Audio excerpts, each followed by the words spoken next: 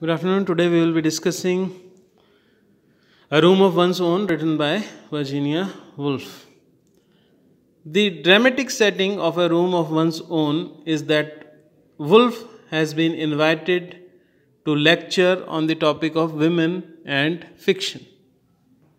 She is invited for a lecture, and the topic of her speech would be Women and Fiction. She advances the thesis that a woman must have money and a room of her own if she is to write fiction. Her essay is constructed as a partly fictionalized narrative of the thinking that led her to adopt this thesis. And this particular thing is written in terms of an essay or as a lecture she delivered. She dramatizes that mental process in the chapter of an imaginary narrative. Imagine, she constructed or created an imaginary narrator, and she speaks from the mouth of that narrator. What she uses, the nomenclature which she uses for that narrator, in her own words, I quote, "Call me Mary Batten, Mary Seton, Mary Carmichael, or by any name you please. It is not a matter of any importance." So the name is not important, the content is important.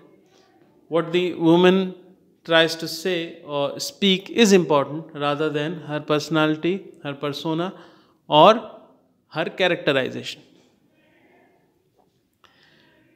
Who is in her same position wrestling with the same topic? The narrator begins her investigation at Oxbridge College. Now, this name is very symbolic. It is a combination of Oxford and Cambridge, and she named it as Oxbridge College, where she reflects on different educational experiences available to men and women as well as on more material differences in their lives. She then spends a day in the British Library pursuing the scholarship on women, all of which has written by men and all of which has been written in anger.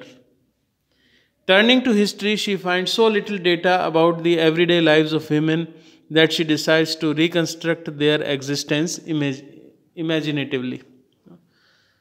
There is so much less written about the ordinary women and how they used to live. No literature is available. The figure of Judith Shakespeare is generated. Now she generates a figure of Judith Shakespeare as an example of the tragic fate a highly intelligent woman would have met with under those circumstances. Judith Shakespeare is an imaginary character, and she calls her as Shakespeare's sister. In light of this background, she considers the achievements of the major women novelists of 19th century and reflects on the importance of tradition to an aspiring writer. A survey of the current state of literature follows, conducted through a reading the first novel of one of the narrator's contemporaries. Woolf closes the essay with an exhortation to her audience of women to take up the tradition that has been so hardly bequeathed to them and to increase the endowment for their own daughters. So she exhorts the women to give money for their daughters' education. Virginia Woolf was born Virginia Stephen in 1882. She was born in 1882 into a prominent and intellectually well-connected family. Her formal education was limited, but she grew up reading voraciously from the vast library of her father, the critic Leslie Stephen's daughter.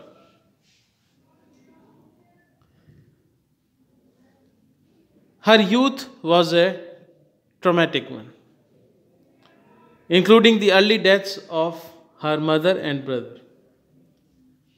a history of sexual abuse, and the beginnings of a depressive mental illness that plagued her intermittently throughout her life and eventually led to her suicide in 1941. And she had a troubled childhood, early death of her mother, and subsequently followed by the death of her brother. And then she was later sexually abused in many ways. And ultimately, she did suicide in 1941. After her father's death in 1904, Virginia and her sister was Vanessa Bell, who was the painter, set up residence in a neighborhood of London called Bloomsbury. Where they fell into association with a circle of intellectuals that included such figures as Leighton Stratton, Clive Bell, Roger Fry, and late E.M. Forster. Virginia married Leonard Woolf, with whom she ran a small but influencing printing press. The highly experimental character of her novels and their brilliant formal innovations established Woolf as a major figure of British modernism. Her novels, which include To a Lighthouse, Mrs. Dalloway, and The Waves, were particularly concerned with the lives and experiences of women. And her popular fiction is To a Lighthouse, which remains among the top 100 novels produced in 20th century. In October 1928, Virginia Woolf was invited to deliver lectures at Newnham College and Girton College, which at that time were the only women's colleges at Cambridge. And she was asked to deliver lectures at Newnham College and Girton College associated with Cambridge, where she went to deliver lectures. These talks on the topic of women and fiction were expanded and revised into A Room of One's Own. And these two lectures were put together and they come subsequently under the title A Room of One's Own, which was printed in 1929. So, for the students, it is important the date of publication or printing of A Room of One's Own, and that happened in 1929. The title has become a virtual cliche in our culture, and the title itself is very popular. It is a very popular essay till date. A fact that testifies to the book's importance and its enduring influence. Perhaps the single most important work of feminist literary criticism. And this work comes under the category of feminist literary criticism. And as I have said earlier, it is highly popular. We could not compartmentalize it to female literary criticism, but overall it could be considered as a prominent piece of literary criticism. A Room of One's Own explores the historical and contextual contingencies of literary achievements. It is a very important thing, and I repeat, A Room of One's Own explores the historical and contextual contingencies of literary achievement. And it is the most important thing about this work. And this much for today. We will continue discussing literature in our forthcoming videos. And thanks for watching.